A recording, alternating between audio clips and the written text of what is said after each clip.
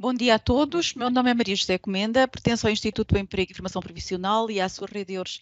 Estamos aqui hoje para vos darmos conta dos recrutamentos, como fazer para entrar no recrutamento para o Tribunal de Contas Europeu no domínio da auditoria. Comigo tenho, por parte do Instituto do Emprego, a doutora Ana Margarida Silva e o doutor Guilherme, que vos vão, e eu também, apoiar-vos nas vossas questões e em tudo o que vocês precisarem. Da parte do Centro de Informação Europeia Jacques Delors, temos a doutora Zélia Dias e o doutor Luís Rosa, auditor no Tribunal de Contas Europeu, que vos vai dar conta como é trabalhar nesta instituição na primeira pessoa. Ora bem, para que tudo funcione bem, nós temos aqui algumas regras, algumas notas breves que gostaríamos de partilhar com vocês, uma vez que são ainda um número razoável de participantes e para que tudo corra bem e não caia, as ligações não caiam, nós sugerimos que tenham o microfone e a vossa câmara desligados, peço desculpa. Isto porque nós gostamos imenso e é preferível até estarmos a ver-vos, é muito mais interessante, só que quem quiser ter ligado pode também tê-lo, mas esta é a nossa sugestão, até porque esta sessão está a ser gravada, portanto quem não quiser aparecer na gravação poderá mesmo desligar a sua câmara. No que respeita também à vossa participação propriamente dita, as questões, sugerimos que as vossas questões sejam colocadas no chat. Se forem questões simples, nós procuramos ir respondendo àquilo que soubermos ou faremos uma súmula que colocaremos à doutora Zélia ou ao doutor Luís Rosa. Poderão também, se for, de acordo com a pertinência dessas mesmas questões, elas poderão ser eventualmente colocadas de viva voz no final de cada apresentação, nomeadamente da doutora Zélia, mas só se tiverem realmente bastante pertinência. Caso tenham questões mais específicas ou pessoais, poderão deixar para o fim, para que consigamos, dentro do tempo então previsto, partilhar a informação mais relevante para todos. Outra questão, até que já nos foi colocada, mas que nós frisamos aqui, que é sempre, é uma questão que nos põem sempre, é que sim, as apresentações vão ser partilhadas. Assim como os anúncios também referentes aos 2 concursos em divulgação. E a própria gravação da sessão também vai ser partilhada. Contamos enviar-vos tudo o mais tardar até segunda-feira, dia 21 de março. E relativamente à forma como vamos trabalhar, penso que referi todas as questões para o bom funcionamento. Eu passava agora à apresentação dos nossos serviços. Hoje somos vossos anfitriões, tal como o Centro de Informação Jacques Delors, e não sei se já ouviram alguma vez falar na EURES, no acrónimo EURES, quer dizer European Employment Services, ou Serviços de Emprego Europeus, cuja missão é facilitar a livre circulação e pôr a livre circulação do trabalho na prática. Portanto, toda esta facilitação do trabalho nos 31 países do espaço económico, dos 31 países, 30 países do espaço económico europeu, mais Suíça. 27 Estados-membros e mais 3, Noruega, Islândia, Liechtenstein, portanto, o espaço económico europeu e Suíça. Ora, nestes 31 países existe, desde a sua adesão à então Comunidade Económica Europeia, existe livre circulação do trabalho. E a Rede EURES, presente maioritariamente nestes 31 países nos serviços de emprego, também noutros parceiros, mas maioritariamente nos serviços de emprego, visa facilitar a livre circulação do trabalho.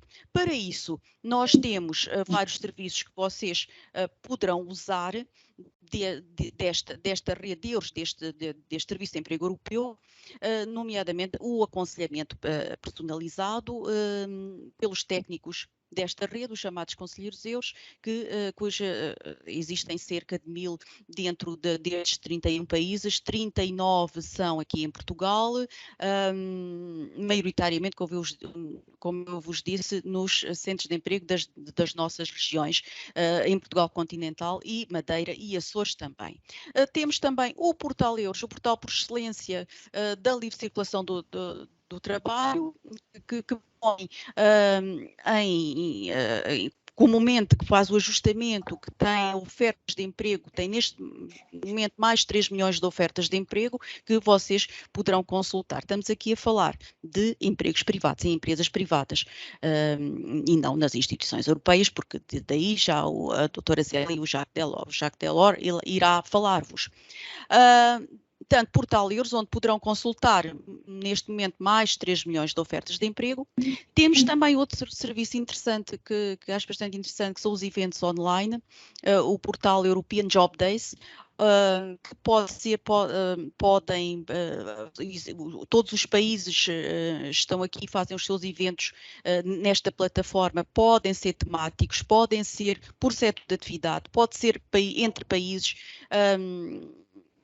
Portanto, é uma questão de vocês irem vendo, porque há sempre coisas bastante interessantes nesta plataforma.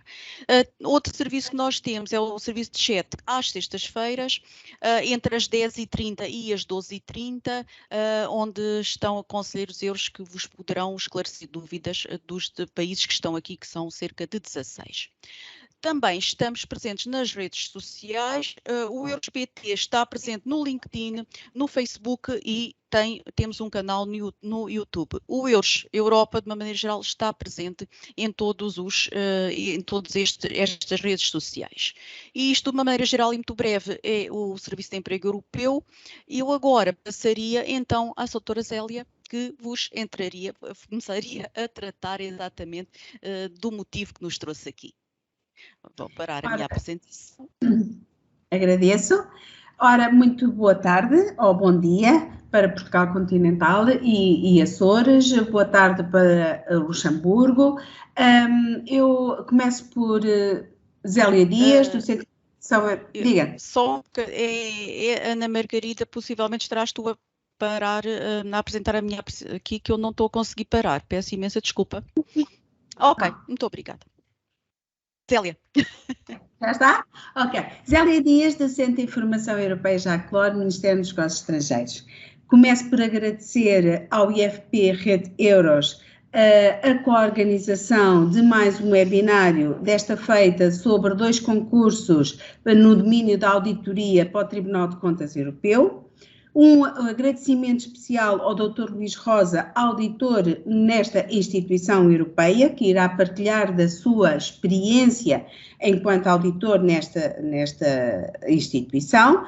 E, por último, aos participantes, esperando ir de encontro às vossas expectativas e, quem sabe, motivar-vos a concorrer a uma destas oportunidades que estão disponíveis para vocês, enquanto auditores e com alguma experiência profissional, poderem abraçar. Vou tentar partilhar a minha apresentação. Ora, vejamos. Ok. Abrir. Muito bem. Sim. Carregar. Ok. Pois não sei se vou conseguir. Há bocado deu. Acho que sim, está a começar.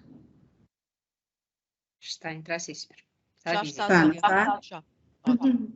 Pronto. Agora vou fazer o que há bocado fiz, que foi aqui ocultar. Muito bem. 2 concursos para auditores no Tribunal de Contas Europeu. Vamos ver sucintamente cada um dos concursos, ver como é que se processa a candidatura e a fase de avaliação, as datas limite para a candidatura e a responder a questões que tenham sobre estes concursos e alertar que muitas outras oportunidades estão abertas e às quais poderão concorrer. Muito bem, então um dos concursos é para agente temporário no tribunal e o outro para funcionário permanente. Mas o que é o funcionalismo público europeu? É um trabalho interessante e estimulante, pois ele lida com todos os assuntos que nos entram pela televisão na nossa casa, alterações climáticas, migrações, comércio eletrónico, comunicações digitais, infelizmente a guerra com a Ucrânia.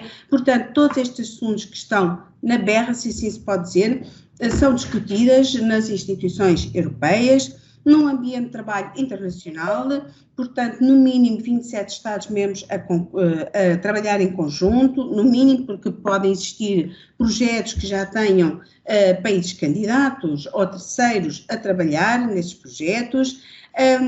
Peço desculpa, são muitas apresentações. Há um equilíbrio entre vida profissional e pessoal. A diversidade e igualdade, portanto, a União Europeia não discrimina, é um recrutador que não discrimina ninguém em razão de raça, etnia, género, sexo, orientação sexual, portanto, pelo contrário, promove a candidatura de mulheres e de pessoas portadoras de deficiência. É dada a possibilidade de formação técnica e de competências linguísticas a partir do momento em que se abraça esta profissão. Trabalhar e viver no Luxemburgo, que é o caso, porque é onde está sediado o Tribunal de Contas Europeu, é uma cidade cosmopolita, interessante, cheia de diferentes nacionalidades, tradições, culturas, e o Dr. Luís Rosa poderá falar um bocadinho mais sobre este aspecto. Estou a falar teoricamente, é uma cidade que não conheço, mas penso que será fácil de lá viver. A remuneração, pois, estamos no primeiro caso, no primeiro concurso, a falar de graus AD5, AD6 e AD7, começa com uma remuneração no AD5 com os 5.010 euros, AD6 com 6.000 e tal, e AD7 também com 6.414 euros. Portanto, é um ordenado também aliciante, um pouco diferente dos ordenados nacionais e acrescido ainda de alguns subsídios. Por último, a União Europeia talvez não tenha como objetivo final o lucro, mas o bem-estar de mais de 445 milhões de cidadãos europeus, que eu penso que é muito gratificante. Portanto, isto é o que o funcionalismo público europeu vos pode oferecer. Quais são os perfis profissionais? Eu disse que um dos concursos é para funcionário permanente, é organizado pelo European Persons Selection Office, o EPSO. Existem 3 graus dentro dos funcionários permanentes. AD quer dizer administrador. Eu sei que em Portugal administrador tem uma conotação diferente, mas no funcionalismo público europeu quer dizer licenciado, e vai do AD5, que é a entrada sem experiência profissional, embora aqui sejam requeridos 2 anos no mínimo, até AD16. O grau ASTE, que é assistente para quem tem o nível académico de pós-secundário, e vai do ASTE 1 a ASTE 11, e uma outra categoria criada mais recentemente, ASTE/SC, secretário, assistente secretário, que é para quem tem o nível de secundário, para um apoio administrativo, motoristas contínuos, etc. Outro perfil profissional são os agentes contratuais, contratados por uma comissão que pode ser renovada e, portanto, são agentes CAST. Estão muitos concursos abertos na página do EPSO, depois poderão consultar, geralmente pessoas já com alguns anos de experiência, portanto, estejam atentos a todos estes concursos para agentes contratuais. Agente temporário, pois, é um agente que vai durante alguns anos, algum tempo, poderá até ser só de alguns meses, substituir uma parturiente, uma pessoa com doença prolongada ou que acompanhou um cônjuge numa missão ao estrangeiro, mas no caso em que estamos hoje a falar do concurso para agente temporário, é um contrato inicial de 4 anos, podendo ser renovado. Peritos nacionais destacados, pois são pessoas já com alguma experiência, funcionários públicos de um Estado-membro, como eu, que poderíamos ir por uma comissão com perito para um Estado-membro, para uma agência, para a Comissão, geralmente, ou para uma agência ou organismo europeu, prestar algum tempo enquanto perito e voltávamos com este conhecimento único e rico da União Europeia. E, por fim, os estágios, que são aqueles que eu costumo divulgar para os jovens licenciados. É uma maneira ótima de começar uma carreira profissional. Mas o que hoje está aqui em causa são 2 concursos, um para agente temporário e outro para funcionário permanente. Então, o que é o Tribunal de Contas Europeu? Eu não me vou alongar, vou só ter pouco, porque qualquer outra questão mais prática o Dr. Luís poderá responder. É uma instituição europeia, instituída em 1975, sediada no Luxemburgo, emprega cerca de 900 efetivos nos serviços de auditoria, de apoio e administrativos de todos os Estados-membros, dos 27 Estados-membros da União Europeia. Está aqui o link para entrarem no portal do Tribunal de Contas Europeu, onde podem ver melhor a missão, os objetivos, quais são as tarefas que lá são efetuadas e, portanto, não me vou alongar muito mais porque acho que é muito mais interessante falarmos dos concursos. Tudo isto poderá ser visto no portal ou perguntado ao Dr. Luís Rosa. Primeiro concurso, convite à manifestação de interesse no domínio da auditoria para agentes temporários de AD5, AD6 e AD7. Está aqui o link para o anúncio. Não está imbuído, eu não consegui, mas é só fazer copy-paste e, portanto, entrar no Google e facilmente chegam lá. Foi publicado no portal do Tribunal de Contas no dia 25 de fevereiro, o dia que abriram as candidaturas, e cuja candidatura vai estar aberta até 25 de março, meio-dia, hora de Luxemburgo, ou seja, 11 de Portugal continental, 10 da Ilha dos Açores. Não temos muito tempo, temos uma semana, mas optou-se por fazer este webinário de modo a apanhar os 2 concursos. Portanto, mas este convite à manifestação de interesse tem uma fase de candidatura e um processo concursal muito mais fácil que o outro. Portanto, têm tempo, numa semana, de preparar uma boa candidatura e concorrerem. Qual é o objetivo deste concurso? É constituir uma lista de reserva de auditores a quem o Tribunal de Contas poderá oferecer contratos de agentes temporários. Um contrato inicial de 4 anos, podendo ser renovado, mas sujeito a um estágio de 9 meses. Portanto, no fundo, um período probatório de 9 meses. Portanto, é o que está aqui em causa. Então, quem é que pode concorrer? Cidadãos de um Estado-membro da União Europeia, óbvio, Portugal, ok, check, esta está feita. Situação militar resolvida e idoneidade moral, portanto não haver questiúnculas com a justiça de nenhuma forma. Portanto, penso que estas 3 condições básicas são os critérios de nós todos os participantes aqui neste webinário.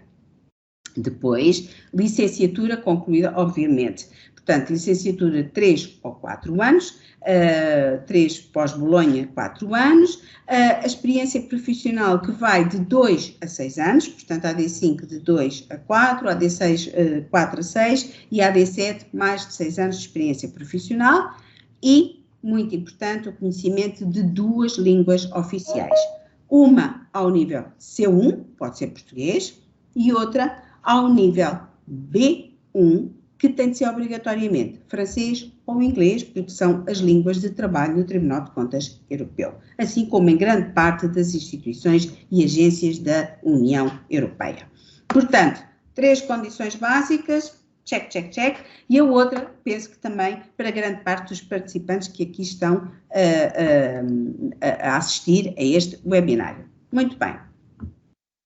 Experiência profissional, já falei disto várias vezes, e remuneração. AD5, 2 a 4 anos, experiência profissional, 5.010 euros, AD6, 4 a 6, de experiência profissional relevante, e remuneração de 5.669 euros para começar, e AD7, mais de 6 anos de experiência profissional e remuneração de 6.400 euros. O que é a experiência profissional relevante? É aquela que tem diretamente a ver com as tarefas que vão ter de executar, e essas tarefas estão elencadas no anúncio e, portanto, podem ter 20 anos de experiência, mas foi numa situação completamente diferente.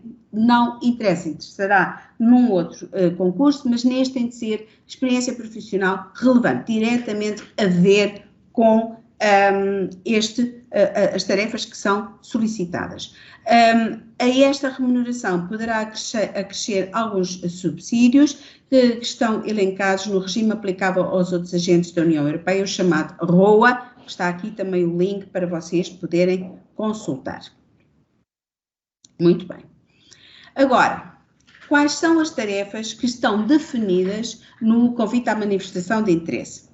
Tem a ver diretamente com o plano de recuperação Next Generation EU e a sua principal componente, um mecanismo de recuperação e resiliência. Para quem andou distraído e eventualmente não sabe o que isto é, este mecanismo de recuperação foi proposto pela Comissão Europeia em maio de 2020, após o começo da pandemia. É um pacote, faz parte de um pacote abrangente para reduzir o impacto socioeconómico da pandemia. O que é que ele propõe? Foi concebido para oferecer apoio financeiro a investimentos públicos, promover a coesão económica, social e ajudar os Estados-membros a fazer face à crise causada pela Covid-19. Tem aqui o link para o nosso portal, onde temos um conteúdo específico sobre este mecanismo e poderão aprender mais se o consultarem.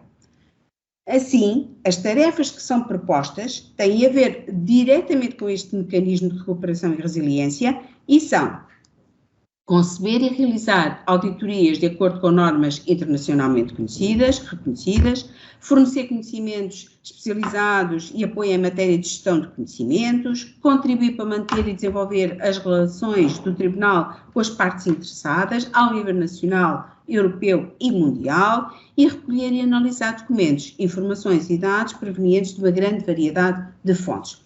Portanto, tudo isto está melhor descrito no anúncio, ver cautelosamente o que é que lá está, ok, consigo, tenho currículo para concorrer, estou interessada, vamos fazer, relevar no meu currículo todas estas tarefas que já foram efetuadas por mim e por vocês, não é? Muito bem. Então, como é que se processa a candidatura? O anúncio saiu, foi publicado no portal do Tribunal de Contas Europeu. No dia 25 de fevereiro começaram as candidaturas. Estão abertas, como eu disse, até 25 de março, meio-dia. Muito bem, a candidatura é efetuada unicamente através do formulário eletrónico disponível neste link que aqui está, ECA Europa Page Job Opportunities, e deverá ser feita na língua 2 que escolheram, ou inglês ou francês. E é uma candidatura simples, elaboração de um currículo vitae em formato Europass, aí não há volta a dar, portanto tem de ser mesmo no formato Europass, e uma boa carta de apresentação feita, elaborada de forma consistente, relevando toda a experiência profissional relevante que tiveram até agora. Portanto, a carta de motivação é um dos documentos que constituem o Europass. Está aqui o link para o portal Europass, ele tem evoluído muito ao longo dos tempos. No ano passado sofreu uma grande reformulação, tem uma interface muito mais fácil, portanto é fácil construir o currículo e uma carta de apresentação nestes moldes. Passando esta fase curricular, são convidados eventualmente para uma entrevista, também na língua 2 que escolheram. E o que é que vai ser avaliado? Algumas soft skills, algumas competências, capacidade para recolher, sintetizar e analisar informações, solucionar problemas, comunicar, trabalhar de forma autónoma e em equipa, resiliência e motivação, definir prioridades, planeamento e organização, coordenar projetos que envolvam diversas partes interessadas e flexibilidade de trabalho. Portanto, são algumas soft skills que têm de ter atenção na entrevista, ok? Obviamente que o mínimo pretendido é licenciatura, experiência profissional naqueles anos que já foram definidos e conhecimento de duas línguas. Obviamente, tudo o que tiverem para além disto, ótimo, excelente e é uma mais-valia. Mestrado, curso de pós-graduação, curso de especialização, qualificação profissional no domínio da auditoria, tudo o resto é um complemento àquilo, ao mínimo exigido no anúncio, ok? Portanto, penso que relativamente a este concurso não há muito mais a dizer. Não sei se há alguma questão diretamente relacionada com este concurso. Não? Zélia, havia aqui só uma questão a propósito. Pois, mas se calhar vamos tentar deixar, a questão do Manuel Teles que eu ia colocar precisamente, mas para não nos alongarmos muito, tem a ver com a questão dos subsídios que são efetivamente aplicados, ou seja, os apoios que podem ser dados, mas isto tem a ver com... Sim. O Dr. Luís poderá responder melhor a depois isso e, como eu digo, o ROA explica todos estes subsídios. Então vamos falar agora do outro concurso, também para auditoria, mas para funcionário permanente. Quem é que na União Europeia geralmente organiza os concursos para funcionário permanente? É um serviço criado pela Comissão Europeia que se chama Serviço Europeu de Seleção de Pessoal, European Person Selection Office, e este concurso é organizado pelo EPSO para selecionar futuros candidatos, 60 neste caso, criação de uma lista de reserva de 60 possíveis, potenciais candidatos a auditores no Tribunal de Contas Europeu. Muito bem. Este concurso EPSO/AD, administrador, lembram-se, licenciado, /399/22, está aqui também o link para ele, é para administradores e o grau é AD7. AD7. A candidatura abriu no dia 10 de março e vai estar aberta até 12 de abril, também meio-dia, hora de Luxemburgo, hora da Europa Central. O que é exigido? Portanto, para além daquelas condições básicas que já falámos, é licenciatura de 4 anos e 6 anos de experiência profissional relevante, ou se a licenciatura for de 3 anos, 7 anos de experiência profissional relevante. Domínios, obviamente, auditoria, economia, finanças, estatística, matemática, análise de dados, engenharia informática, prospecção de dados, todos estes domínios, áreas de conhecimento, são aceitáveis. E relacionada com as funções descritas no anexo 1 do anúncio. Portanto, o anúncio tem 4 anexos, o anexo 1 são as tarefas que irão executar. E, portanto, a experiência profissional relevante é aquela que vai diretamente de encontro a essas tarefas que irão executar enquanto auditores do Tribunal de Contas Europeu, ok? Portanto, será constituída uma lista de reserva de 60 candidatos aprovados e, portanto, essa lista de reservas geralmente é válida por 1 ou 2 anos. Muito bem. Como é que se processa o processo concursal? Candidatura em linha, mais uma vez. O anúncio saiu no portal do EPSO e foi publicado em Jornal Oficial da União Europeia. A candidatura há de ser feita em linha no portal do EPSO. Candidatura que é feita na língua 1, à exceção de um teste que é logo realizado nessa avaliação, nessa candidatura, que é o Talent Screener, avaliador de talento.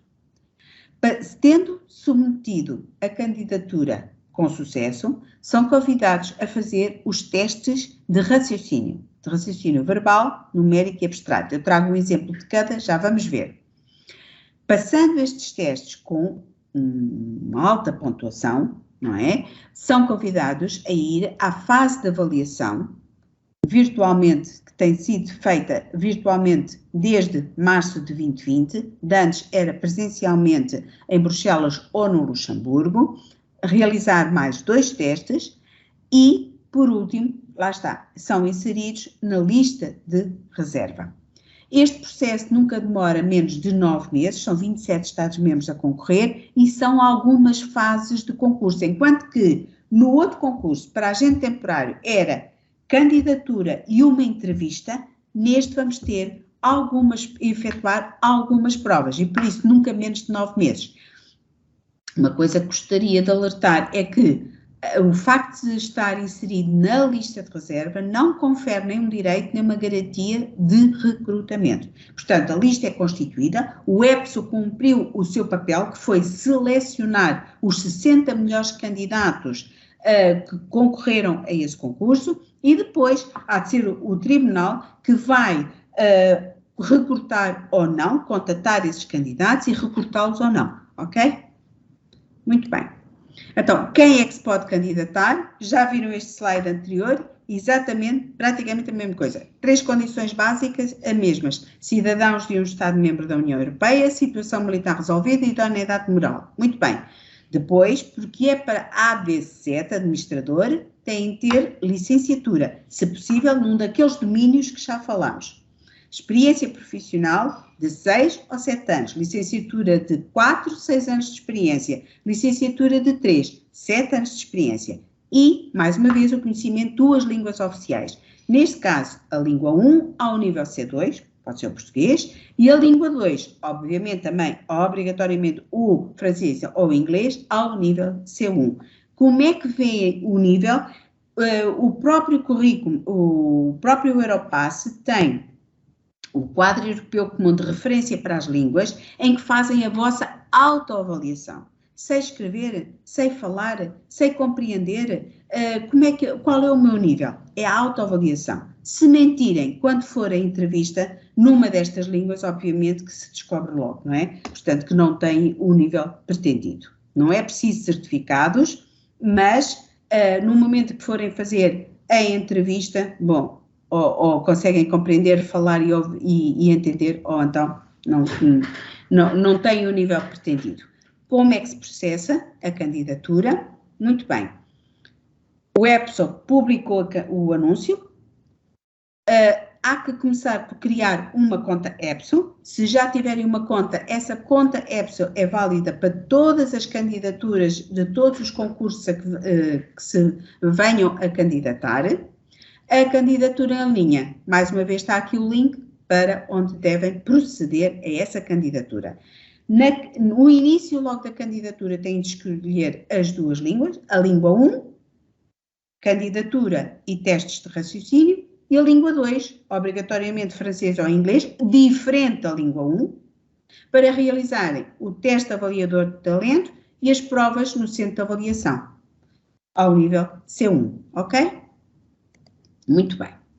Agora, o que é o teste avaliador de talento ou o Talent Screener? E é feito logo no momento da candidatura. E ele vai ser decisivo para passarem à fase seguinte. Portanto, eu trouxe um slide só a alertar para a boa resposta a este teste. É um formulário em linha, com perguntas relacionadas com o anúncio do concurso, obviamente, geralmente sobre a experiência profissional que têm relacionada com aquilo que o concurso exige e que está muito bem definido no anúncio 4 do anúncio, no anexo 4 do anúncio. Estas perguntas são iguais para todos os candidatos e o júri vai poder avaliar os candidatos de uma forma objetiva e racional, porque eles todos vão responder às mesmas perguntas e dando os mesmos números de caracteres. Os candidatos com a pontuação mais elevada serão convocados para as provas do centro de avaliação. Tenho aqui um link para um sítio onde é explicado, dão algumas dicas de como realizar este teste de forma cabal, de forma bem-sucedida. De toda a forma, lembrem-se que a informação deve ser verdadeira e relevante, porque, como é que é o ditado, apanha-se mais depressa um mentiroso que um coxo, não é? Pronto. Less is more. Isto não é um romance, não são os maias. A informação deve ser concisa, clara, simples, mas não deixem de focar todos os pequeninos aspectos que importem para a vossa avaliação, para a vossa mais-valia em detrimento dos outros candidatos. A União Europeia tem uma terminologia própria, portanto, no domínio da auditoria existem documentos que têm terminologia própria desse domínio, dessa área de conhecimento. O que é que se sugere? Consultem vários documentos nessa área e comecem por se aperceber qual é a terminologia. Se responderem a essas perguntas utilizando essa terminologia, demonstram que estão à vontade nos assuntos europeus. Algumas dessas perguntas podem ser repetitivas. Tentem dar a volta. Sim, senhora, dizer a mesma coisa, porque não se pode inventar, mas de forma diferente, de forma inovadora, cuidadosa, aprofundando todos os pequenos detalhes que tenham, ok? E evitando aquela informação abstrata que não leva a nada, não pode ser quantificada, não pode ser certificada com nenhum diploma, não interessa. Portanto, está aqui o link para um portal que tem, para um conteúdo que mostra como se preencher e algumas dicas de como fazer cabalmente. Muito bem. Ok. Fizeram a candidatura, fizeram o teste Talent Screener e são convidados a ir aos testes de raciocínio que são efetuados em formato virtual. Geralmente eram efetuados num centro de avaliação que aqui era, em Portugal, era em Lisboa, numa das torres das Amoreiras. Devido à pandemia, têm estado a ser feitos também virtualmente, mas ou a partir de casa ou a partir de um centro escolhido pelo EPSO ou pelo próprio Estado-membro, de acordo com as normas de segurança e de higiene devido à pandemia. Muito bem. Então, quais são os testes de raciocínio? São de raciocínio verbal, numérico e abstrato. No fundo, aquilo que se considerava os testes psicotécnicos. São elaborados na língua 1, ao nível C2, uma das 24 línguas oficiais. Provavelmente escolheram português. Ok. Chamar aqui a atenção para um detalhe. A raciocínio verbal, 20 perguntas, 35 minutos. Não chega a 2 minutos por pergunta. Raciocínio numérico é 10 perguntas, 20 minutos, 2 minutos, em média. E o abstrato, então, é em média 1 minuto. Ou seja, estes testes devem ser feitos bem, com a boa solução, mas para além disso, tem de ser adquirido destreza na sua solução, ok? Um exemplo muito rápido, raciocínio verbal, portanto, é dado um texto, 4 hipóteses e há que escolher a hipótese correta. Portanto, os testes são feitos na língua 1, provavelmente português, como aqui está. Falando com alguns funcionários que neste momento conseguiram passar o concurso EPSO, disseram que há várias maneiras de solucionar este teste. Por exemplo, ou fazemos como nós fazíamos no liceu, que era ler o teste, ir procurar as perguntas, as hipóteses, deixávamos cair provavelmente 2 e depois tornávamos a ler muito rapidamente o texto e escolhíamos a correta, ou houve uma vez um candidato que me disse, não, eu experimentei 2 vezes assim e não deu resultado. Fiz de outra maneira. Lia primeiro as 4 hipóteses, ia ao texto e verificava o que é que estava correto. Façam como entenderem, treinem. É que é preciso saber solucionar e depressa. Muito bem. O raciocínio numérico é mais ou menos a mesma situação, mas com números. É verdade, uma tabela, uma situação em que têm de resolver 4 ou 5 hipóteses e, portanto, escolher a que está correta. Obviamente podem utilizar a calculadora, portanto, para quem é de letras, esta é mais difícil. Para auditores, penso que este raciocínio numérico não será assim tão difícil. O raciocínio abstrato é mesmo abstrato para mim, devo confessar, é aquilo que eu considero ainda o mais difícil, para os jovens não tanto, porque é uma sequência, portanto, é-vos dado uns quadradinhos ou triângulos ou uns animais, portanto, uma sequência, e depois têm de adivinhar o que é que vem a seguir. Portanto, neste caso, é esta, que é a correta. Bom, para mim é um bocadinho abstrato, 10 perguntas, 10 minutos, mas tudo se consegue com treino. E já vamos ver como é que podem treinar para estes testes. Muito bem. Passaram estes testes com pontuação elevada, exigida no anúncio, e está lá qual é a pontuação mínima. São convidados a ir ao centro de avaliação, que antes era presencial, neste caso no Luxemburgo, onde está sediado o tribunal. Como eu disse, devido à pandemia, tem estado a ser feito um formato híbrido, umas vezes virtual, outras vezes presencial. Presencial, nem sempre, presencial num centro, não tem ido lá fora para evitar viagens. Tem sido, por exemplo, ou em Lisboa ou mesmo virtualmente a partir de casa.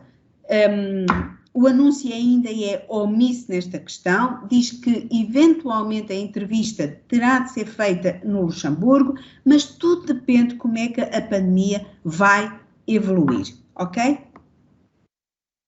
Muito bem. O que é que vai ser avaliado nessa entrevista? Lembram-se, no outro concurso, também o que estava a ser avaliado eram competências, soft skills. E nestas, o EPSOL definiu à partida 8 competências.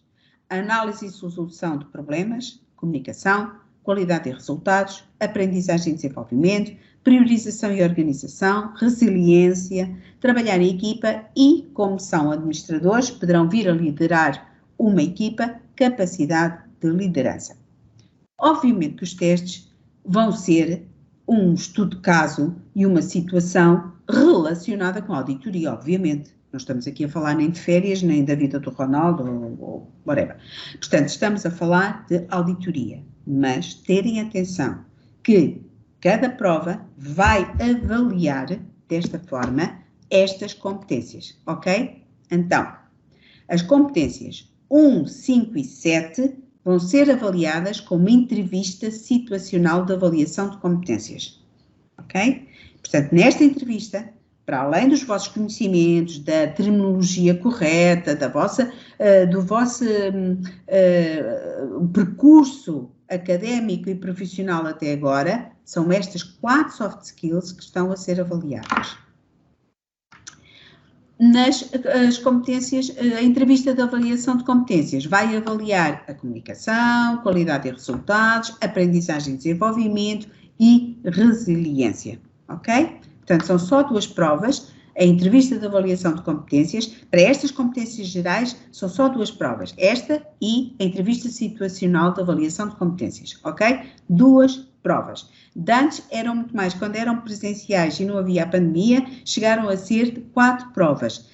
Inclusivamente exercício de grupo. Foi um dos primeiros a cair porque era impossível fazer virtualmente um exercício de grupo. Portanto, estas provas, estas 2 provas avaliam as 8 competências gerais, soft skills gerais. Depois, como estamos a falar de um concurso para especialistas no domínio da auditoria, teremos uma entrevista de avaliação das competências específicas que eles dizem que, em princípio, é para ser realizado no Luxemburgo. A ver, vamos, se Deus quiser, se a pandemia nos der algumas tréguas, sim, será efetuada no Luxemburgo. Eu falei da necessidade de adquirir a noção, de saber solucionar os testes e adquirir destreza na solução dos testes. Como é que vos podem treinar? Eu sei que temos participantes de vários sítios do país, ao nível nacional, mas não poderia deixar de mencionar a nossa Biblioteca Jacques Delors, em Lisboa, no edifício Caleidoscópio, ao lado do McDonald's. Tem vários manuais de preparação para os testes, principalmente o senhor Andras Banev, que todos os anos reedita o seu livro de preparação para os testes EPSO. É importante porque ele começa por explicar sempre porque é que o teste, qual é o objetivo do teste. Eu acho que isto é importante, saber, este teste, porque é que eu terei de fazer este teste? Portanto, qual é o objetivo do teste, como solucioná-lo e como dicas de adquirir destreza. Ele tem alguns exemplos. Depois, existem também exemplos na plataforma de aprendizagem em linha do serviço EPSO, portanto, com também dicas para a solução dos testes, e depois o YouTube, aquela ferramenta que nós utilizamos diariamente. Se colocarem, se pesquisarem por EPSO Tests, adquirem uma gama completa de instrumentos pedagógicos como testes em linha, exemplos, webinários já gratuitos, porque serviram de preparação para outros concursos, mas não interessa, para adquirir destreza e interessa é treinar muito. E treinar, se possível, de uma forma regular. Vocês lembram-se no liceu que às vezes daquela disciplina que menos gostávamos, dizíamos, temos teste no dia tanto, eu estudo na tarde anterior. Asneira, não é? Portanto, a experiência mostrou-nos que é asneira. Portanto, antes vale treinar de uma forma regular, um bocadinho, meia hora, 5 minutos, 10 minutos todos os dias, até à prova, do que realmente no dia anterior, eu agora vou passar aqui a tarde, portanto, começa-se a cansar, já não tem atenção e, portanto, não vamos lá. Muito bem. E agora temos aqui a indicação das nossas redes sociais, temos um LinkedIn próprio para os empregos e estágios, onde publicamos diariamente as novidades. Obviamente que estes concursos foram publicados, temos Facebook, o Instagram, o YouTube também, e o nosso Eurocid, eurocid.net.gov.pt/empregos, onde são publicadas todas estas oportunidades e com informação e documentação necessária que devem ler para poderem concorrer. Não quero alongar mais, quero passar a palavra ao Dr. Luís Rosa para poder então falar da sua experiência. Ana, posso passar ao Dr. Luís ou há alguma questão que eu tenha de responder agora? Só uma questão que eu não sei se... Pode só desligar o microfone pontualmente. Que eu não sei se poderá ajudar ou não. Há aqui uma questão colocada pelo Manuel Carvalho a propósito do eventual acesso a cursos de línguas que treinem o vocabulário e expressão verbal técnica na área da auditoria quando entram, portanto, se haverá alguma coisa. Mas se calhar até, não sei se não será até o Dr. Luís Rosa a responder melhor, não é? Eu acho que é mesmo isso. Já respondeu, pronto. A apresentação. E, ok, peço desculpa, tinha acabado de responder. Dr. Luís Rosa, pode começar. Muito boa tarde a todos, ou bom dia, conforme seja o caso. É com grande prazer que me juntei a esta iniciativa, convido a doutora Zélia. E também aproveitei toda a dissertação que a doutora Zélia fez para ir respondendo às questões que estão no lado direito, o mais que pude e sabia. Agora espero, de uma forma sucinta, apresentar. Foram-me pedidas 4 áreas para eu falar um pouco como é que é a vida de um auditor no Tribunal de Contas Europeu, nomeadamente em termos de percurso profissional, das tarefas diárias, de progressão da carreira e também como é que é a vida fora do Tribunal no Luxemburgo como país. Então, em termos de percurso profissional, eu estou bastante satisfeito com a opção tomada há 18 anos da minha vida de um dia me ter tornado funcionário europeu. Quando concorri, pensava que seria impossível para mim, mas depois fui passando as várias fases até que depois fui colocado numa lista de reserva, na qual estive 1 ano e meio ou 2 à espera de ser colocado. Nem sequer sabia que poderia-se tomar algumas iniciativas para tentar essa colocação. Fui um dos últimos a ser colocado, mas ainda foi a tempo de entrar ainda antes do alargamento em 2004 para a União Europeia. É uma área muito rica, a experiência de auditoria no Tribunal de Contas Europeu. A minha experiência era mais de auditoria financeira e fiscal. Comecei a trabalhar mais nessa área da auditoria financeira, a auditar as agências europeias. mas depois também entrei muito facilmente numa outra área que é a auditoria do gasto, da regularidade, da legalidade e regularidade da despesa. E nos últimos 8 a 10 anos tenho trabalhado mais numa área que é chamada auditoria de performance, que é, não é bem como a gestão da produção, esse tipo de coisas, é mais tipo as políticas europeias, da forma como estão concebidas, se elas atingem os objetivos para as quais são criadas. E então é uma auditoria bastante criativa e que nos obriga, e aqui entra já nas tarefas diárias, nós temos que ler muita documentação das políticas comunitárias, dos regulamentos comunitários, e depois, quando vamos ao nível mais de cada país, ao nível dos beneficiários, é óbvio que quando vamos a Portugal ou outro país, temos que nos inteirar com quem vamos falar, quais são os seus sistemas de controle, de gestão, e também dos beneficiários, fomos visitar os seus projetos, inteirar-nos do projeto, que é para quando chegamos lá, normalmente em 2 ou 3 horas temos que fazer uma avaliação se o projeto está diante de nós, cumpre com as regras ou se está a atingir os resultados que são exigidos.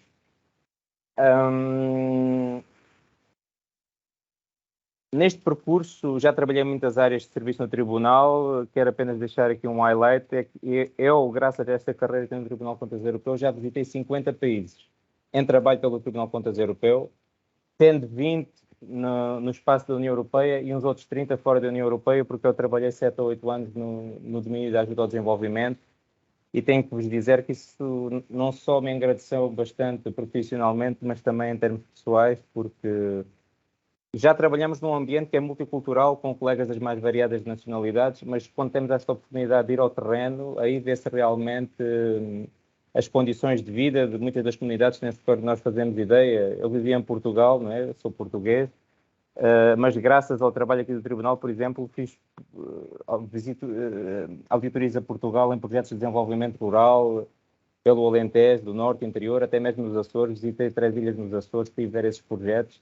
E quando estamos no terreno tem-se uma visão e uma percepção totalmente diferente das coisas, e nós absorvemos muito dessa experiência para depois fazermos os nossos relatórios. Não é um mero desk review de ver o que é a documentação que a Comissão nos envia de Bruxelas ou que as autoridades em Lisboa nos enviam também para nós fazermos o nosso trabalho. Há muito esta preocupação de ir-se ao terreno.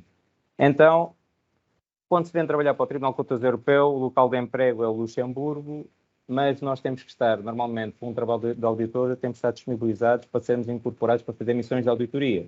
Ou seja, temos que ter disponibilidade para, normalmente, numa média de 4 a 8, 10 semanas por ano, termos que sair do Luxemburgo para irmos para onde seja necessário, dependendo da área em que estejamos a trabalhar, fazer missões no terreno. Quando digo no terreno, pode ser muitas vezes ficarmos só pela capital, depende do tipo de auditoria que esteja a fazer, mas temos que estar disponíveis para viajar em trabalho.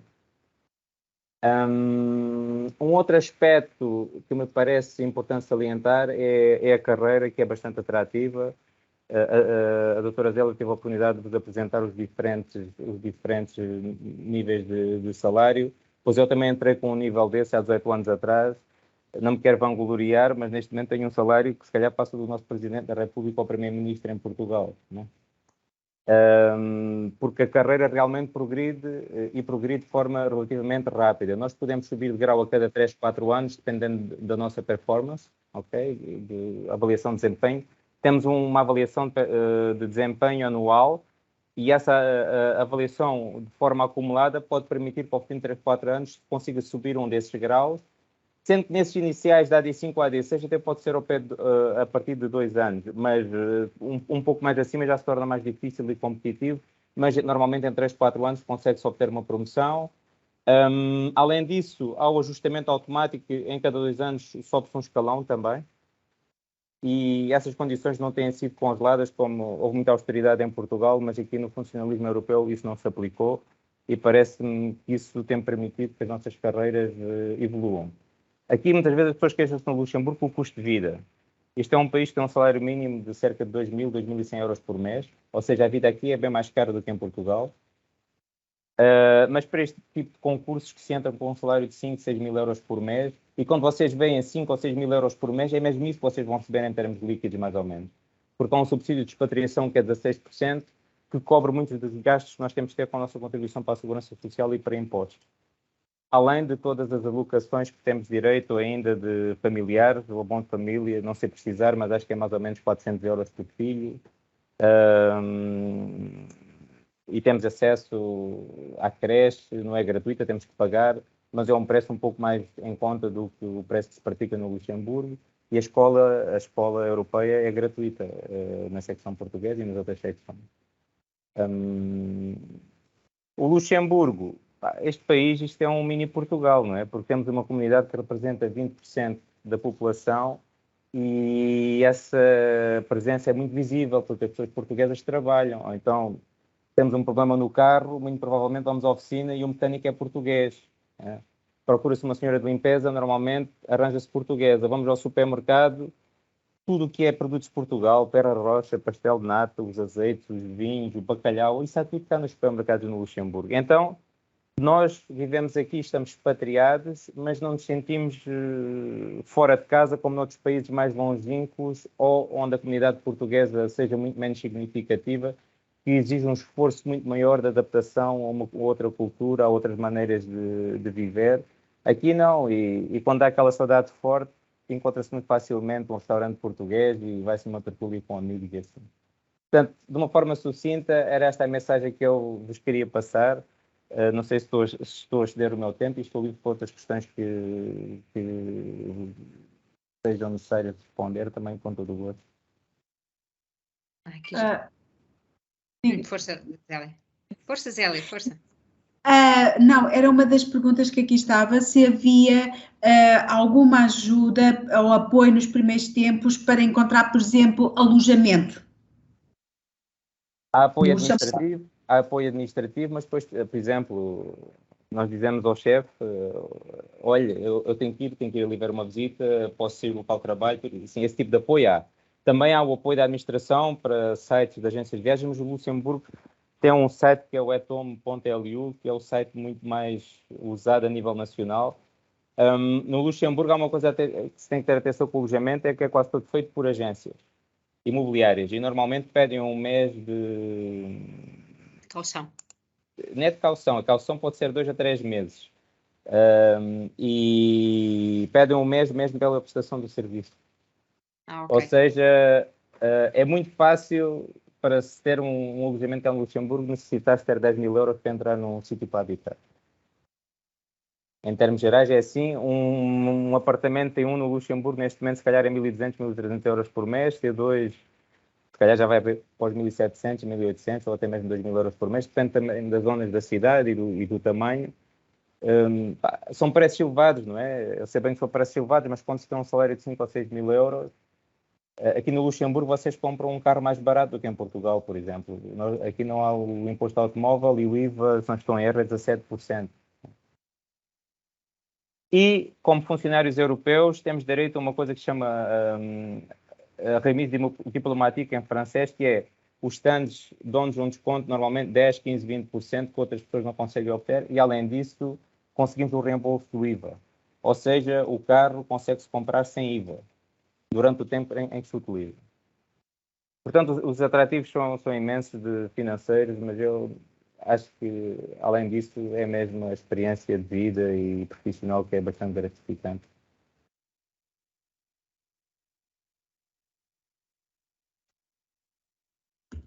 Ora, eu se calhar eu tinha aqui já uma ou duas mãozinhas no ar. Eu penso que as questões que estavam no chat já foram sendo mais ou menos respondidas, mas tenho aqui a Ana Paula Cunha e o Manuel Carvalho com mãos no ar, se calhar têm questões um bocadinho mais específicas, se quiserem.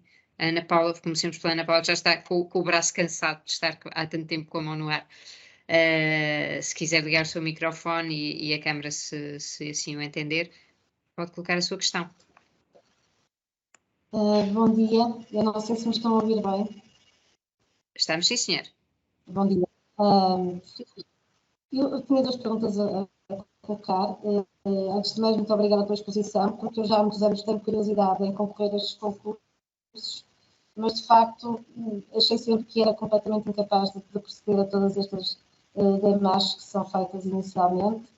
Portanto, em termos também linguísticos, penso que terei alguma dificuldade por falta de experiência, nada mais, mas às tantas fazer entrevistas e daí sempre a minha dificuldade. Até que agora achei interessante esta situação, esta abertura destes concursos, e a questão que eu coloco é: eu tenho condições para concorrer ao nível A7, porque já tenho 30 anos de experiência no Ministério das Finanças, sou inspetora tributária e também tenho, portanto, um cargo de dirigente. A questão que eu coloco é, não sei se para a auditoria, a minha área é de direito, embora seja ligada à fiscalidade de direito, mas se enquadrará ou não nas exigências também da auditoria. Penso que sim, também é necessária a verificação dos trâmites legais nas próprias auditorias. A questão que eu coloco é, ainda que eu tenha possibilidade de me candidatar portanto, a funcionário permanente, se eu posso simultaneamente enverdar pelas duas candidaturas, para auditores e para funcionário permanente. Doutor Luís, quer responder? Sim, eu posso responder sim, e deve, e quantos mais melhor. Só apenas uma pequena capicua que há aqui. Eu sou inspetor tributário em Portugal. Eu estou em licença de serviço para funcionamento de organismo internacional. Foi aprovado no tempo em que o nosso país estava tanga, pela doutora Manuela Ferreira Leite e o Ministro dos Negócios Estrangeiros, já não me recordo, mas sei que foi nesses anos do governo, que ainda era a altura do Durão Barroso, que era presidente da Comissão Europeia. Eu era inspetor tributário no ano 2000. Está a ver? Portanto, é perfeitamente elegível. Só que eu já vim para cá há muito tempo. Eu sou desde 91, portanto já sou há uns anos. Mas a minha área, basicamente, a área de contencioso na direito, e agora estou associada a serviço, portanto, é mais na área da liderança também. Simplesmente, não sei, nesse caso, até se seria melhor candidatar-me como perita, em vez de passar por estas situações todas. Essa posso eu responder. Como perita nacional destacado, não tem fases de candidatura. Basta enviar o currículo, uma carta de apresentação e uma carta de autorização do serviço para se poder ir concorrer como perita diretamente para a comissão ou a agência e através da Direção-Geral dos Assuntos Europeus aqui no Ministério dos Negócios Estrangeiros. E depois será ou não selecionada, mas a carta de autorização do serviço é importante, porque enquanto perita não perde nem o lugar de origem e quem continua a pagar o seu ordenado é o local de origem, embora depois tenha um per diem dado pela agência ou comissão, ok? Mas tem que ter carta de autorização. Muito obrigada. Muito obrigada pela oportunidade que me deram de começar a pensar um novo rumo na minha vida. Muito obrigada. Um bom dia. Obrigada. E eu se calhar dava então a palavra ao Manuel, que também já deve estar cansado, também já tem o braço no ar há muito tempo. Muito obrigado. Eu vou ser muito sincero, eu vou deixar estar a fotografia porque estou mais bonito na fotografia do que estou agora. Estou em teletrabalho e, portanto, estou mais descontraído. Portanto, a fotografia cumpre e agradeço a compreensão. Doutora Célia, eu ia colocar uma questão assim e depois ao Dr. Luís. Eu sou funcionário público e, nesse sentido, irei concorrer nesta fase para a gente e, portanto, aquilo que tenho conhecimento será no enquadramento de licença sem vencimento para exercer funções numa entidade europeia, é isso, não é? Exato, exato, essa é a melhor forma, ou parar com a sua carreira de funcionário público nacional, não perdendo nada de todos os anos que já efetuou para trás, para poder enverdar por essa, mas como agente temporário não lhe interessa, portanto, se fosse permanente, sim, parava automaticamente com esta e enverdava para outra. Como agente temporário, eu penso que pode fazer isso, não é, Dr. Luís? Eu acho que sim, fica-se com o local em aberto, com o lugar em aberto na administração pública portuguesa, podendo sempre regressar. Muito bem. Dr. Luís, já agora então, muito obrigado, Dr. Luís. Eu vou-lhe fazer uma pergunta que eu gosto e quero mesmo aproveitar esta oportunidade que eu agradeço-lhe. A pessoa, portanto, que vai iniciar como agente temporário, portanto, é mais nesta... como é que é o primeiro dia desta pessoa que vai entrar aqui em termos no âmbito da auditoria? De uma forma, imagino, íamos trabalhar para a sua equipa, o que é que espera esta pessoa que vai entrar em termos... É logo colocada, é formada e depois é que acompanha a equipa como júnior? Pode-me só dar assim, o que é o primeiro dia tipo de uma pessoa que entra como agente temporário para o Tribunal de Contas? O primeiro dia tem questões de nível de segurança, de apresentação dos serviços administrativos, e normalmente a pessoa, quando chega à sua equipa de trabalho, já gastou metade do dia a fazer uma volta administrativa, a ficar com o badge, a perguntarem se quer um computador Surface ou uma outra... Nós aqui temos muitas opções de material informático, isso é uma coisa que eu gostava de salientar. A pandemia praticamente não perturbou nada a nossa forma de trabalhar, o teletrabalho e isso tudo. O que dificultou foi as missões de auditoria. E Exato. então o trabalho do Tribunal teve atrasos, não foi tanto pela nossa logística interna, da maneira como trabalhamos, mas foi sobretudo pela dificuldade de acesso à documentação e sobretudo à realidade da auditoria, que sem se poder viajar, as auditorias tornaram-se um bocado mais fracas, se pode dizer assim, não tendo acesso à documentação. Estando numa equipa, normalmente os primeiros meses, nem só o primeiro dia, há uma grande compreensão, as pessoas têm toda uma logística que têm que se estabelecer, há muita flexibilidade e, como é óbvio, as pessoas não ficam logo com uma grande responsabilidade, não é? Vão entrando e vai-lhes sendo pedido a pouco e pouco para irem progredindo nos seus deveres e, ao mesmo tempo, há toda uma série de formações obrigatórias que também são intercaladas. É bastante prático e, ao mesmo tempo, há apoio, há atividades de apoio e nós também damos uma outra figura aqui que é o mentor, ou seja, há uma pessoa que até muitas vezes é fora da equipa, que é nomeado como mentor, que é uma pessoa que também se disponibiliza a integrar todas as pessoas que têm de trabalhar para a organização. Sim. Obrigado, doutor, pela atenção. Obrigado. Havia aqui também uma questão no chat que ainda talvez seja pertinente dar uma resposta, que eu desconfio que não, mas pronto. Se escolhemos os países onde vamos trabalhar em auditorias?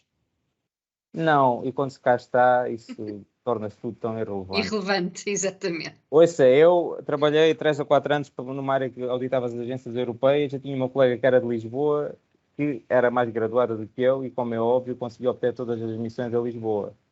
Eu tive muitos anos, tive 10 anos a trabalhar no Tribunal de Contas Europeu sem ir a Portugal. Até que um dia depois surgiu a oportunidade e enquanto não fui a Portugal, como disse, fui a muitos outros países. Há colegas nossos portugueses que aproveitam, como é óbvio, quando tem uma missão a Portugal, muitas vezes aproveitam para ir ver a sua família ou assim, no trajeto da missão. É-nos permitido estar em missão no fim de semana antes e depois nesse país, está a ver? Para o Tribunal é irrelevante pagar a viagem para irmos para lá no domingo ou na sexta-feira. E muitas vezes as pessoas até podem juntar com Feriados. Com o fim de semana, com feriados, ou até mesmo podem juntar dias de férias perto quando se vai de missão. E agora, com estas facilidades todas do teletrabalho, nós temos aqui um regime que permite fazer teletrabalho uma semana por mês, no máximo, fora do local de residência. Ou seja, há pessoas que têm aproveitado, dependendo da sua situação de vida.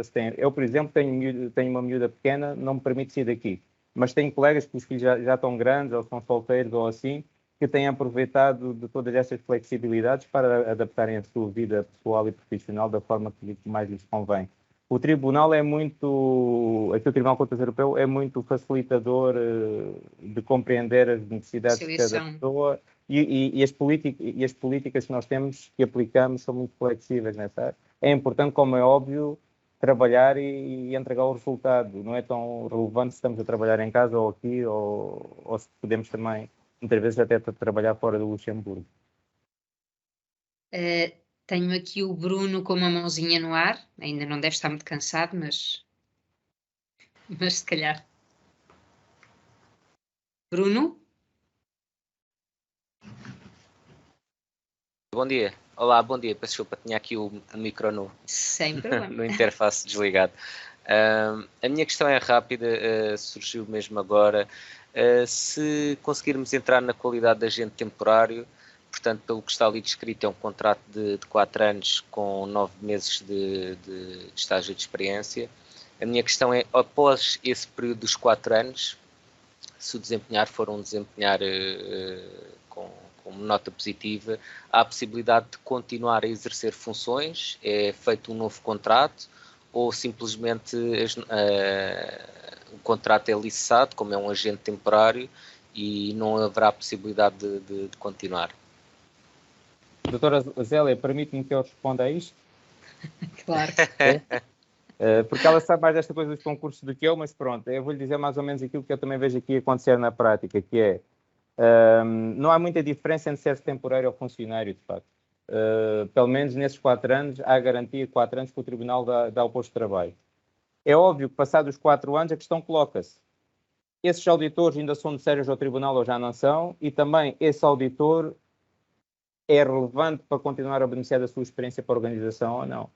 Então, mas isso são coisas... Bom, o auditor tem na sua mão o poder de ter um bom desempenho, não é?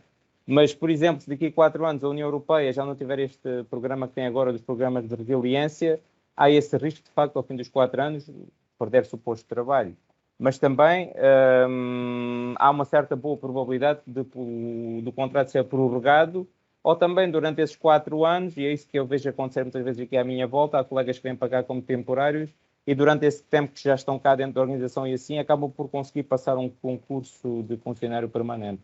Portanto, eu só vos posso encorajar a concorrer ao concurso temporário, porque até pode ser muito mais rápido e expedito, é só com base na candidatura e no currículo, e depois também da entrevista. O outro é um pouco mais moroso, muito embora depois dê maiores garantias de futuro, como é óbvio. Ok. Muito obrigado, Dr. Luís e Dr. Zélio. Um bom dia a todos. Obrigado.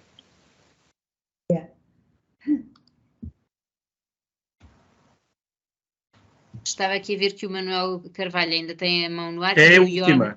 É as últimas mesmo. Prometo. Agradeço-lhe imenso a disponibilidade. Doutor, relativamente ao Tribunal de Contas Europeus, eu gostava de perguntar se há algumas cotas, ou alguma cota, nem que seja formal, em termos de informalidade, neste tipo de procedimentos para Portugal, uma vez que Portugal, infelizmente, não sei porque não se concorre muito. E, acima de tudo, e é mesmo só para acabar a sua apreciação, tivemos um presidente do Tribunal de Contas Europeus, que é o Dr. Caldeira, que pela primeira vez manteve-se no cargo durante 3 mandatos consecutivos, pelos pares, foi muito interessante essa notícia, e portanto a pergunta que eu lhe faço é, o auditor português é reconhecido no Tribunal, por todo esse trabalho que andamos a fazer. Sim. E obrigado, desde já. Obrigado. O Dr. Vitor Caldeira era bastante apreciado, e tanto assim era, que os membros de todos os países têm a mesma força, e foi votado pelos outros membros para ter esses 3 mandatos como presidente, ou seja, ele, ao fim, já cá está no Tribunal de Contas Europeu, já não me recordo, foi 6 ou 8 anos, foi presidente pela primeira vez e depois isso foi prorrogado por 2 vezes. Se ele teve essa prorrogação, foi porque realmente os outros membros conheciam competência e capacidade para liderar a instituição. Nós, como portugueses, eu não sinto nada que eu sou discriminado ou que sou favorecido por ser português ou não. Nós estamos em equipas multinacionais, se pode dizer assim, os nossos diretores são das mais diversas nacionalidades. Não vejo nenhuma discriminação ou vantagem em ser português. Talvez haja uma vantagem que nós temos uma grande capacidade de adaptação e isso ajuda. Ajuda sempre. Muito obrigado, doutor, mais uma vez, e a toda a equipe, a doutora Célia e a doutora Margarida. Bem-aja para todos. Obrigada. O Ian tinha aqui apenas uma questão, eu penso que ele há pouquinho tinha a mão no ar, seria talvez mesmo o último, mas tem aqui uma questão no chat que talvez, se durante os 4 anos, que promoções e avanços no salário podemos esperar, se começarmos no nível 7, por exemplo? No nível 7 espera uma promoção e espera 2 subidas de escalão. Ok, pronto, Ian tem a sua resposta. Ou John, não sei se é Ian ou se é John. Espera se realmente vier para cá trabalhar a sério. Bem, não é? Exatamente. Já agora isso significa... Já agora há uma questão que é salientar sobre isso e para cá trabalhar a sério. Não temos que ser ultra produtivos, não estamos aqui com uma espingarda à cabeça para trabalhar como se não houvesse amanhã, não é essa a questão. Mas como é óbvio, temos que fazer um trabalho com qualidade e esse trabalho é avaliado todos os anos. há um período probatório de 9 meses. O que eu vos posso dizer é que esse período probatório, para se falhar esse período probatório, é mesmo preciso ser um 0 ou ter problemas na sua vida pessoal que impactem a qualidade de trabalho de forma significativa. Ok. Esse período probatório não há mais, eu diria que 95 ou 96 ou 97% das pessoas passam um período probatório.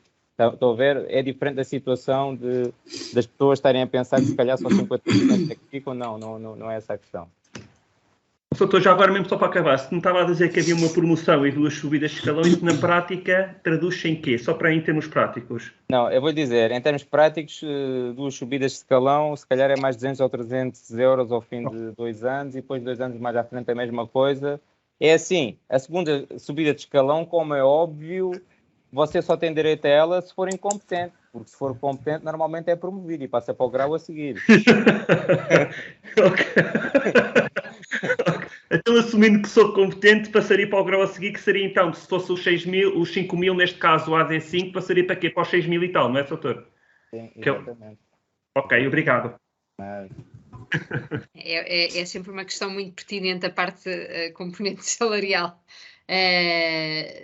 Temos aqui só uma última questão, mas eu penso que também começamos em relação a esta questão do quadro dos graus e remunerações, está disponível no portal Eurocid e nós podemos também enviar o link juntamente com a apresentação que vai ser enviada no seguimento. Portanto, havia aqui ainda uma questão sobre pertinência de formação inicial em contabilidade e finanças, mas penso que também já foi mais ou menos respondida. A pessoa trabalhou mais na área de... Não sei se a Laura quer colocar a questão. Mas que tem trabalhado em parceria nos últimos anos com auditorias. Em parceria, não em auditoria propriamente, mas em parceria. Mas eventualmente poderia ser interessante uma candidatura ou não? A experiência como auditado é uma experiência relevante, não é? Saber estar no outro lado, e normalmente quando se é auditado é porque tem alguma coisa a ver com a gestão financeira, são tudo áreas relevantes para o Tribunal de Contas Europeu. Portanto, sim. Temos ainda aqui 2 questões também, mas qual a diferença de promoção de grau e de categoria? Não, a categoria é o AD, que é o administrador licenciado, é a única questão que está aqui. O grau é esse grau de entrada que tem a ver com o número de anos de experiência, mas pelo que eu percebi do concurso permanente, há um grau que está fixado desde o início, ou não sei se são 3 graus, a doutora Zélia pode explicar isso melhor, mas depois o escalão é dentro da mesma categoria, em cada 2 anos há uma subida de escalão. Para conhecer a antiguidade no grau. Entre a promoção e a progressão, não é entre a promoção e a progressão, mas é... Deixa-me só complementar. Sim. Portanto, a nossa subida no funcionalismo nacional é idêntica ao europeu. Portanto, temos subida horizontal e vertical. Aquilo que o Dr. Luís disse há bocado era, se não fosse muito burro, passava de AD7 para AD8. É esta subida vertical. Automaticamente passa horizontalmente no grau que eu enviei aqui do link, portanto, os tais 200 ou 200 e tal euros, portanto, automaticamente. Portanto, não deixa de ser administrador, categoria grau de administrador, pode ser 7 e passa para 8, 9, etc. E tem, para além disso, uma subida automática horizontal. Dependente de tempo, em Portugal é de classificação 10 pontos. Só uma nota final para quem é funcionário público em Portugal. Em Portugal, muitas vezes, para subir de grau tem que se fazer um concurso, não é? A horizontal, em princípio, não. Portanto, não, mas o vertical, a promoção sim. Tem que concorrer a concursos internos e muitas vezes com provas de conhecimento, trabalhos ou baseado em entrevistas. Aqui não, isso faz tudo parte da avaliação contínua, ou seja, as promoções de grau resultam da avaliação do desempenho e normalmente, isto que eu digo, 3, 4 anos é mais ou menos a média que se verifica. Tem que estar pelo menos 2 anos num grau para poder ser promovido. E 3, 4 anos é o que a maioria das pessoas conseguem e é promovido ao fim de 5 anos realmente que não está a ter um bom desempenho.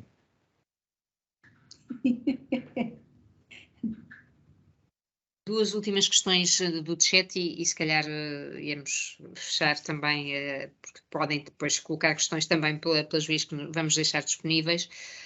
Há uma questão que já estava lá para trás e que pedimos desculpa à Aline, mas que tinha a ver com o reembolso do IVA, quando falou do reembolso do IVA, se era a partir de algum valor, por exemplo 100 euros, ou se havia aí um limite para a questão do reembolso do IVA. 100 euros isso também não é relevante. Não é? Eu não sei se há algum limite mínimo de 100 ou 200 euros ou assim. Mas o que eu posso dizer sobre isso é, isso normalmente é o reembolso do IVA na aquisição de uma viatura e é também dos bens mobiliários, ou seja, a pessoa vai comprar móveis, não sei, custa 5 ou 10 mil euros, esse IVA também é reembolsado. Aline, então eu peço imensa desculpa, mas então se calhar o melhor é mesmo ligar o microfone e colocar a questão. A questão não tem a ver com o reembolso do IVA, então talvez possa ligar o microfone e colocá-la diretamente, porque já não nos recordamos da questão. Sim, sim. Muito boa tarde. Boa tarde a todos. Pelo que eu tenho estado a ouvir aqui, tem muitas pessoas que são funcionários públicos já em Portugal e que trabalham em instituições ligadas ao Ministério das Finanças e entre outras. Eu nunca trabalhei para nenhuma função pública, sempre trabalhei por conta de outrem. Tenho muitos anos de experiência em finanças. A auditoria externa, simplesmente especializei-me em auditoria e revisão de contas, mas trabalhei em auditoria interna muito, porque faz parte muito das funções enquanto gestão financeira, é daily work. Portanto, a minha questão é relativamente, muito honestamente, porque eu já também há um bom tempo que tenho visto e procurado funções e inclusivamente já me candidatei, passei em todas as fases, chegou na altura de ir para a entrevista e escolheram uma pessoa de acordo com a indicação de alguém dentro da Comissão Europeia. A pessoa não tinha metade da formação que eu tinha, absolutamente nada, mas era mais do interesse deles que fosse aquela pessoa estrangeira. Portanto, a minha questão aqui é: existe prevalência para pessoas que trabalham já para a função pública? Existe prevalência para pessoas que já façam parte de qualquer instituição da União Europeia? Quer que eu lhe responda isso diretamente? Não. Agora é assim, essas pessoas que já têm alguma experiência, óbvio, podem ter uma vantagem nessa área, mas se uma pessoa como você já tem tantos anos de experiência também, auditoria interna, etc., etc., pode ter muitos outros fatores positivos a seu favor que os outros candidatos possam não ter. Portanto, não salta ao limite, tente. E essas pessoas que contaram outra vez, eu não sei se isso é verídico ou não, pode ter acontecido. É verídico, é verídico. A verídica aconteceu numa agência em Portugal. É verídico, tive que ler muito, fiz tudo o que era possível imaginar, tanto que passei nos testes. Na altura da entrevista não me chamaram e uma pessoa de dentro da União Europeia, que já está lá também há cerca de 30 anos, disse-me que aquela pessoa iria ser a pessoa escolhida e até era para um cargo de assistente na área financeira, mas queria ser escolhida porque vinha de Bruxelas, ou Luxemburgo, e já tinha trabalhado como administrativa para a Comissão Europeia. Não sei, mas partindo do pressuposto que não houve nenhuma situação de favor, é por... Bom, então isso aí eu já não lhe posso responder, está a ver? Pois, aí é que eu, muito honestamente, eu tinha que colocar esta questão, porque é algo que é muito dito, e eu estou a pôr aqui abertamente, mas é algo que é muito, muito dito e mencionado, inclusive por pessoas que eu conheço que trabalham aqui em Portugal, portanto, agências da Comissão Europeia. Vamos admitir que isso é uma questão pontual, poderá existir, nós não podemos negar, todos somos seres humanos e infelizmente há situações nos sítios mais insuspeitos, mas não será a regra seguramente e, portanto, como o Luís disse, acho que fará todo sentido que tente candidatar-se e que não se prenda depois também a esta questão, que foi uma questão pontual também e que não será seguramente a regra, está bem? Deixa-me só complementar uma coisa. Quem concorre a um concurso EPSO, estando na lista de reserva, não fique parado à espera do contacto da instituição. Mexa-se. Por exemplo, contacte a nossa Reper em Bruxelas, de forma a que haja aqui um facilitar do encontro de ofertas de trabalho. Portanto, ou estude a entidade para onde gostaria de trabalhar e contacte mesmo alguém dessa entidade e diga: eu já me encontro na lista de reserva, já passei as famosas provas EPSO, portanto estou aqui disponível para em pouco tempo fazer uma pequena entrevista, um pequeno telefonema e explicar porque é que eu acho que sou a pessoa ideal para abraçar esse emprego. Não fiquem parados à espera.